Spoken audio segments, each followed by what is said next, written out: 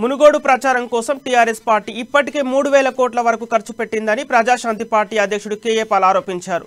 మునుగోడులో ఓటర్లను ప్రలోభపెట్టేందుకు TRS, Congress, BJP ప్రయత్నిస్తున్నాయని, Munugode ఎన్నికను వాయిదా వేయాలంటూ కేఏ పాల్ రాష్ట్ర ప్రధాన ఎన్నికల అధికారికి ఫిర్యాదు చేశారు.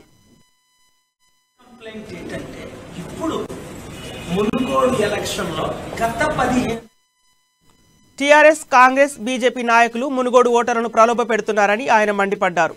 టీఆర్ఎస్ తో పాటు బీజేపీ, కాంగ్రెస్ కూడా విచ్చలవిడిగా డబ్బు పంచిపెడుతున్నాయని కేఏ పాల్ ఆరోపించారు.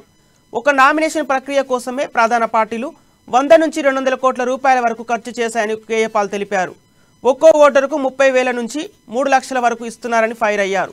సర్పంచులు, ఎంపీపీలు, జెడ్పీటీసీలకు డబ్బు ఆశ చూపుతూ ప్రలోభాలకు గురి చేస్తున్నారని అన్నారు. మునుగోడు ఎలక్షన్ లో గత 15 రోజులు నామినేషన్స్ చూడండి, 100 కోట్ల నుంచి 200 కోట్లు ఒక్క నామినేషన్కే ఖర్చు పెడుతున్నారు ఇప్పుడున్న ప్రధాన 3 పార్టీలు. రెండోది, ఇంటికి 1 తులం బంగారం అని చెప్తూ 10 తులాలు ఇస్తున్నారు. 30,000 ఓటుకి ఇస్తామని చెప్పి 3 లక్షలు ఇస్తున్నారు. సర్పంచ్ లెవెల్లో 2 కోట్లు, ఇంకా జెడ్పీ చైర్మన్ లెవెల్లో 5 కోట్లు. టీఆర్ఎస్ పార్టీ కేసీఆర్ ఇప్పటికీ 3,000 కోట్లు ఖర్చు పెట్టారట. ఇతర పార్టీలు కూడా దాదాపు సమానంగా ఖర్చు పెట్టారు.